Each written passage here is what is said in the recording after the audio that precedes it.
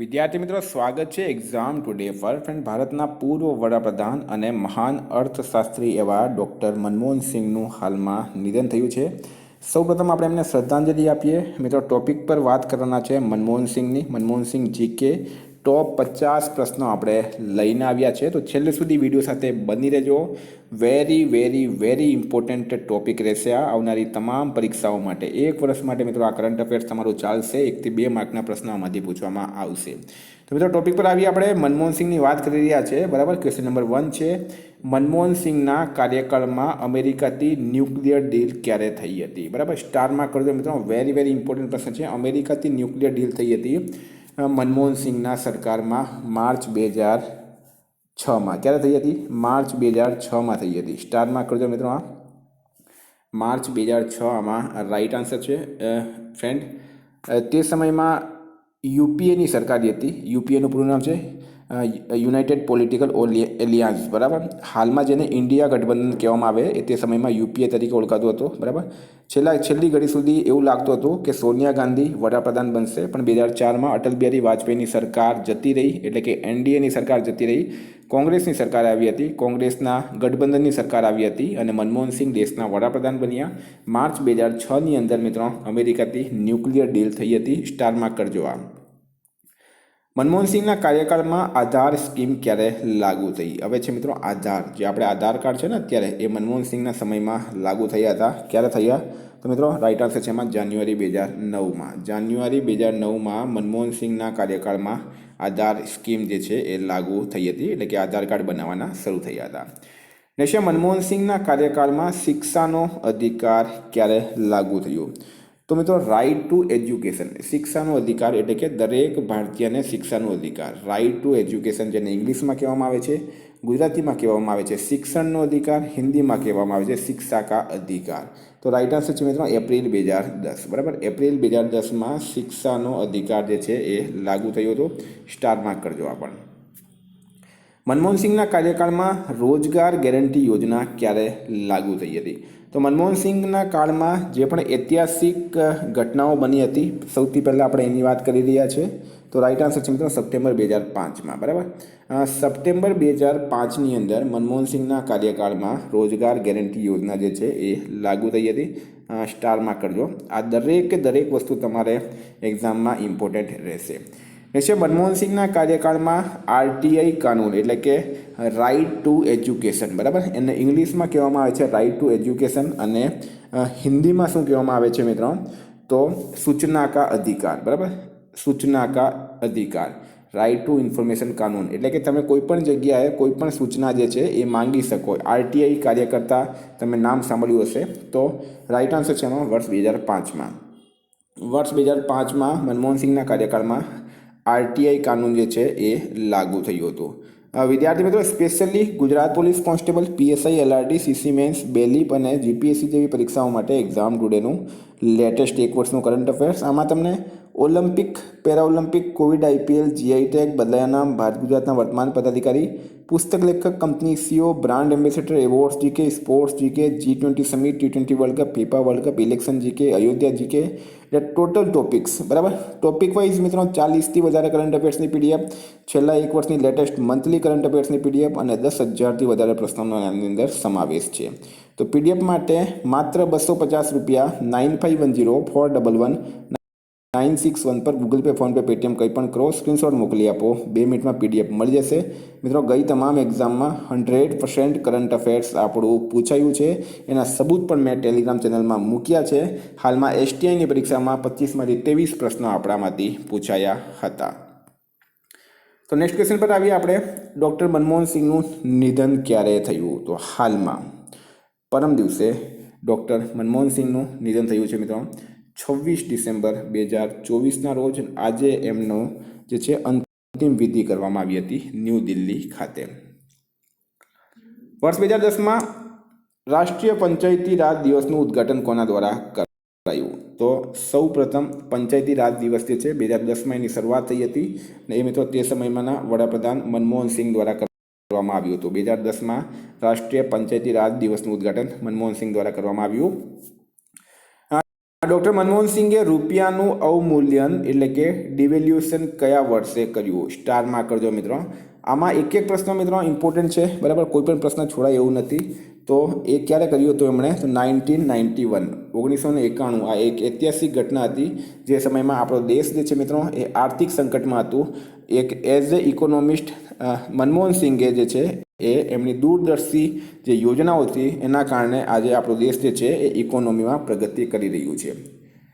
Doctor Manmohan Singh 1998થી 2004 સુધી કયા પદ પર રહ્યા હતા? તો 1998 સુધી જે છે 1998થી 2004 સુધીમાં મનમોહન સિંઘ રાજ્યસભાના વિપક્ષના નેતા હતા, બરાબર, રાજ્યસભામાં વિપક્ષના નેતા હતા. ડૉક્ટર સિંઘ પોતાના જીવનમાં ઘણી બધી પદ પર રહ્યા હતા. તમામ પદની આ વિડીયોમાં આપણે વાત કરવાના છે. ડૉક્ટર મનમોહન સિંઘે કયા વર્ષે નવી આર્થિક નીતિ રજૂ કરી? તો મિત્રો 91માં. 1991માં ડૉક્ટર સિંઘ દ્વારા નવી આર્થિક નીતિ રજૂ કરવામાં આવી હતી. આ 1991નો જે વર્ષ છે મિત્રો એ મનમોહન સિંઘ માટે વેરી ઇમ્પોર્ટન્ટ છે, બરાબર. એમણે ઘણા બધા આર્થિક સુધારા કર્યા હતા. નીચેનામાંથી કઈ આત્મકથા ભારતના પૂર્વ વડાપ્રધાન ડૉક્ટર મનમોહન સિંઘની છે? તો રાઈટ આન્સર છે મિત્રો ચેન્જિંગ ઇન્ડિયા, બરાબર. ચેન્જિંગ ઇન્ડિયા જે છે એ મનમોહન સિંઘ ની આત્મકથા છે. વિદ્યાર્થી મિત્રો, આ વિડીયો જે છે એ એપ્લિકેશનમાં પણ મૂકેલો છે, સેમ એઝ ઇટ ઇઝ એપ્લિકેશનમાં મૂકેલો છે. એપ્લિકેશનની લિંક ડિસ્ક્રિપ્શન બોક્સમાં આપી છે, ત્યાં જઈને તમે એપ્લિકેશન ડાઉનલોડ કરી લો. આવા તમામ ટ્રેન્ડિંગ ટોપિકના વિડીયો 2024ના બધા જ ટોપિક છે મિત્રો એ એપ્લિકેશનમાં મૂકેલા છે. એપ્લિકેશનની લિંક ડિસ્ક્રિપ્શન બોક્સમાં છે, ત્યાં તમને 500થી વધારે ટેસ્ટનો ભંડાર મળશે. પુસ્તક India's export traders and prospects for self sustainable ગ્રોથના લેખક કોણ છે?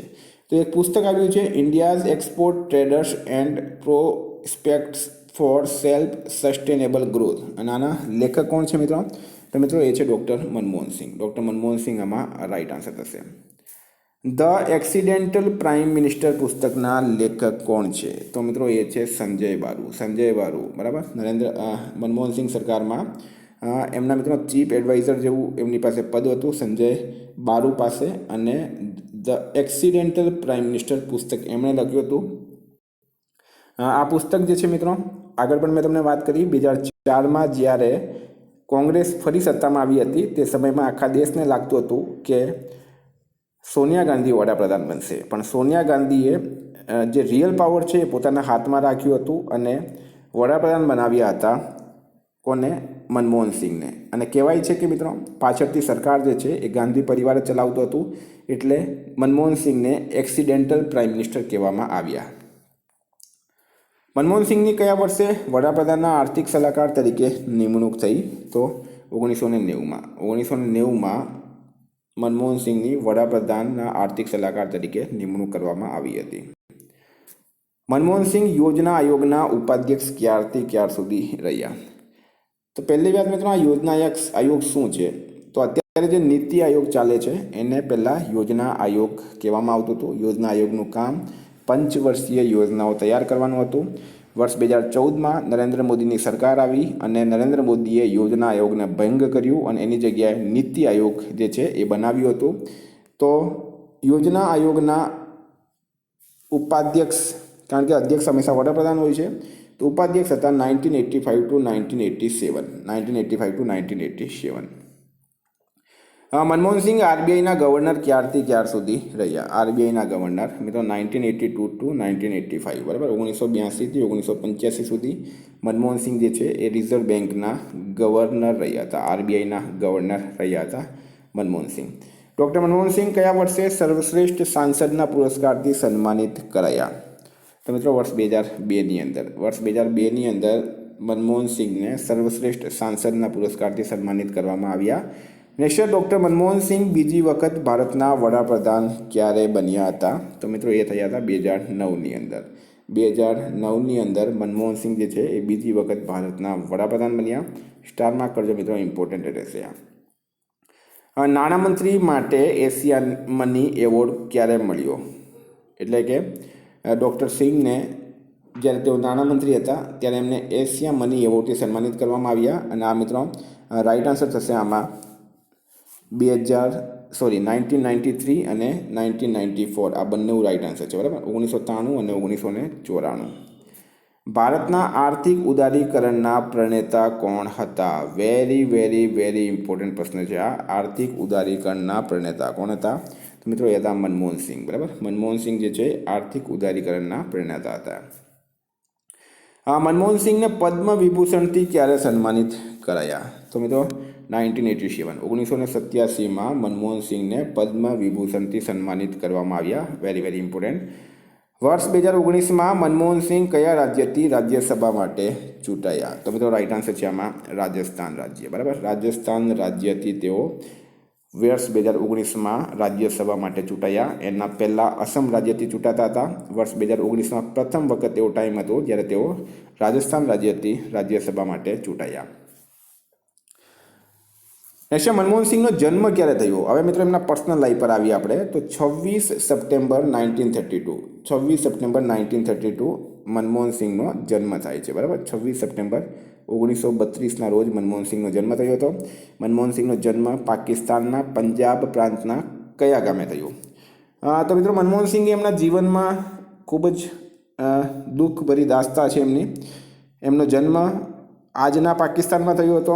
એ પછી આપણા દેશ ભારતના જે છે એ 2 નેશન્સ બન્યા, એક પાકિસ્તાન એક ભારત. એના પછી મિત્રો દંગા ફસાદ થયા. પાકિસ્તાનમાં રહેતા હિન્દુઓ અને શીખો પર અત્યાચાર કરવામાં આવ્યા. તેમણે પોતાની જમીન પોતાના ઘર બધું છોડીને ભારતમાં આવ્યા. બરાબર, એ પછી મિત્રો એમણે આ મુકામ હાસિલ કર્યું. ખૂબ જ ટફ હતું. ગાહા ગામ રાઈટ આન્સર છે આમાં. મનમોહનસિંહનો જન્મ પાકિસ્તાનના પંજાબ પ્રાંતના ગાહ ગામમાં થયો હતો. મનમોહનસિંહના પિતાનું નામ શું હતું મિત્રો? તો એમના પિતાનું નામ હતું ગુરમીતસિંહ કોહલી. બરાબર, ગુરમુખસિંહ કોહલી જે છે એ મનમોહનસિંહના પિતાનું નામ હતું. મનમોહનસિંહના માતાનું નામ શું હતું મિત્રો? તો રાઈટ આન્સર છે આની અંદર અમૃત કૌર. બરાબર, અમૃત કૌર જે છે એ મનમોહનસિંહના માતાનું નામ હતું, અમૃત કૌર. નેક્સ્ટ, મનમોહનસિંહના પત્નીનું નામ શું હતું? પત્નીનું નામ શું હતું? તો રાઈટ આન્સર છે આમાં ગુરશરણ કૌર. બરાબર, ગુરશરણ કૌર જે છે એ મનમોહનસિંહના પત્નીનું નામ હતું. વિદ્યાર્થી મિત્રો ફરી કહું છું, આ વિડીયો જે છે એ તમે એપ્લિકેશનમાં જઈને જાતે ટેસ્ટ પણ આપી શકો. આવી રીતના 500 ટેસ્ટ મૂકેલી છે એપ્લિકેશનની અંદર દરેક વિષયની. ફાયદો ઉઠાવો. ગુજરાતની એકમાત્ર એપ્લિકેશન છે જ્યાં તમને ટોપિક વાઇઝ ટેસ્ટ સિરીઝ મળે છે. મનમોહનસિંહે 1952થી 1954 સુધી અર્થશાસ્ત્રની ડિગ્રી કઈ યુનિવર્સિટીમાંથી લીધી? બરાબર, તો રાઈટ આન્સર છે મિત્રો પંજાબ યુનિવર્સિટી. પંજાબ યુનિવર્સિટીમાંથી લીધી છે. મનમોહનસિંહે 1952થી 1954 સુધી અર્થશાસ્ત્રની ડિગ્રી પંજાબ યુનિવર્સિટીમાંથી લીધી. 1957માં મનમોહનસિંહે પોતાનું ઇકોનોમિક ટ્રીપોસ ક્યાંથી પૂરું કર્યું? મનમોહનસિંહ દ્વારા ઇકોનોમિક ટ્રીપોસ એટલે કે ઇકોનોમીની ડિગ્રી ક્યાંથી લીધી એમણે? તો કેમ્બ્રિજ યુનિવર્સિટી રાઈટ આન્સર છે. બરાબર, કેમ્બ્રિજ યુનિવર્સિટીમાંથી લીધી હતી. મનમોહનસિંહે અર્થશાસ્ત્રમાં ડીફિલ અર્થશાસ્ત્રની ડિગ્રી એમણે ક્યાંથી લીધી? તો રાઈટ આન્સર છે મિત્રો ઓક્સફોર્ડ યુનિવર્સિટી. બરાબર, ઓક્સફોર્ડ યુનિવર્સિટીમાંથી તેમણે અર્થશાસ્ત્રની ડિગ્રી લીધી. નેક્સ્ટ, મનમોહનસિંહ વિદેશ વ્યાપાર મંત્રાલયમાં આર્થિક સલાહકાર ક્યારે બન્યા? તો 1971 1971માં મનમોહનસિંહ જે છે એ વિદેશ વ્યાપાર મંત્રાલયમાં આર્થિક સલાહકાર બન્યા. નેક્સ્ટ, મનમોહનસિંહ નાણાં મંત્રાલયમાં મુખ્ય આર્થિક સલાહકાર ક્યારે બન્યા? તો રાઈટ આન્સર છે મિત્રો 1972 1972ની અંદર બન્યા છે. Very very important. મનમોહનસિંહ નાણાં મંત્રાલયમાં સચિવ ક્યારે બન્યા? તો મનમોહનસિંહ જે છે ડૉક્ટર સિંહ 1976 1976માં ક્યારે બન્યા? 1976માં નાણાં મંત્રાલયમાં સચિવ બન્યા છે ડૉક્ટર મનમોહનસિંહ. નેક્સ્ટ છે, મનમોહનસિંહ યોજના આયોગના ઉપાધ્યક્ષ બન્યા ત્યારે વડાપ્રધાન કોણ હતા? વેરી વેરી ઇમ્પોર્ટન્ટ મિત્રો. બરાબર, જ્યારે તેઓ યોજના આયોગના ઉપાધ્યક્ષ બન્યા તે સમયમાં રાજીવ ગાંધી જે છે એ વડાપ્રધાન હતા. Very very important. મનમોહનસિંહ આરબીઆઈના કેટલામાં નંબરના ગવર્નર બન્યા હતા? તો આરબીઆઈના ગવર્નર હતા. કેટલામાં નંબરના હતા? તો 15મા નંબરના હતા. આરબીઆઈના તેઓ 15મા નંબરના ગવર્નર હતા. વર્ષ 2004માં મનમોહનસિંહ ભારતના કેટલામાં નંબરના વડાપ્રધાન બન્યા હતા? તો શું છે રાઈટ આન્સરમાં મિત્રો? તો 13મા નંબરના. બરાબર, 13મા નંબરના વડાપ્રધાન બન્યા હતા મનમોહનસિંહ. Very very important. 2004માં. મનમોહનસિંહ એમના કાર્યકાળમાં મિત્રો 2 વખત વડાપ્રધાન બન્યા હતા. એક 2004માં બન્યા અને બીજી વખત 2009માં બન્યા હતા. બરાબર, તો 2004માં મનમોહનસિંહ ભારતના કેટલા નંબરના હતા? 13મા નંબરના વડાપ્રધાન બન્યા હતા. ભારતના પ્રથમ શીખ વડાપ્રધાન કોણ હતા? તો એ ડૉક્ટર મનમોહનસિંહ હતા. ભારતમાં આર્થિક સુધારાનો શ્રેય કોને જાય છે? તો મિત્રો એ પણ ડૉક્ટર મનમોહન સિંહને જાય છે. નેક્સ્ટ 1991માં દેશમાં ગ્લોબલાઇઝેશનની શરૂઆત કોણે કરી હતી? 1991માં. તો મિત્રો ડૉક્ટર મનમોહન સિંહ. તમને પહેલાં પણ આગળ વાત કરી મેં. 1991નો વર્ષ જે છે મનમોહન સિંહ માટે વેરી વેરી ઇમ્પોર્ટન્ટ હતું અને આપણા દેશની ઇકોનોમી માટે પણ વેરી વેરી ઇમ્પોર્ટન્ટ ડે હતું. મનમોહન સિંહ પ્રથમ વખત રાજ્યસભાના સદસ્ય ક્યારે બન્યા? તો પ્રથમ વખત રાજ્યસભાના સદસ્ય ક્યારે બન્યા હતા? 91માં, જ્યારે એમને નાણામંત્રી બનાવવામાં આવ્યા હતા. અને તેઓ નાણામંત્રી કોની સરકારમાં બન્યા હતા? પીવી નરસિમ્હા રાવની સરકારમાં બન્યા આવ્યા હતા. એ પણ ખાસ યાદ રાખવાનું છે. 91થી 2019 સુધી સળંગ 5 વખત કયા રાજ્યથી રાજ્યસભાના સદસ્ય બન્યા? સ્ટાર માર્ક કરજો મિત્રો. અસમ રાજ્ય. બરાબર. અસમ રાજ્યથી તેઓ 1991થી 2019 સુધી સળંગ 5 વખત રાજ્યસભા માટે ચૂંટાયા હતા. અને 2019માં તેઓ રાજસ્થાનથી ચૂંટાયા હતા. બરાબર. આટલું યાદ રાખવાનું છે. 91માં નરસિમ્હા રાવ સરકારમાં મનમોહન સિંહ કયા મંત્રી હતા? નાણામંત્રી. આગળ પણ આપણે વાત કરી હતી આ પ્રશ્નની. બરાબર. નાણામંત્રી હતા. નાણામંત્રી રાઈટ આન્સર થશે.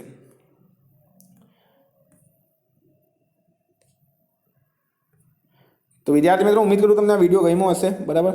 આમાંથી એક પણ પ્રશ્ન બહાર જશે નહીં. મનમોહન સિંહ વિશે પૂરી ડિટેલમાં હું તમને માહિતી આપી છે. તમારે આની ટેસ્ટ આપવી હોય મિત્રો, આવી રીતના તમને ફરી વખત મેં બતાવી દઉં છું કેવી રીતના તમારે ટેસ્ટ આપવાની છે. તો આવી રીતના તમે ટેસ્ટ આપો છો મિત્રો, એને સબમિટ કરો છો. બરાબર. છેલ્લે રિઝલ્ટ પણ મળશે આનું, તમને સોલ્યુશન પણ મળશે આ રીતના. બરાબર. આવી રીતના મિત્રો તમામ વિષયની ટેસ્ટ તમને અહીંયા મળશે.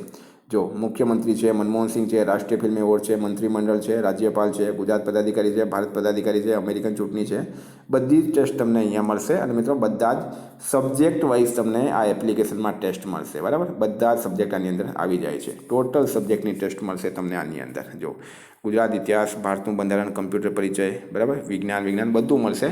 આની અંદર મિત્રો એક એક વિષયની અંદર જે છે 40 ટેસ્ટ મૂકેલી છે, 50 ટેસ્ટ મૂકેલી છે. તો એપ્લિકેશન જરૂર ડાઉનલોડ કરી લેવો. Thank you. તમારો કોઈ પ્રશ્ન હોય તો કમેન્ટ બોક્સમાં જણાવજો. Thank you. ફરી મળીશું. જય હિન્દ, જય ભારત.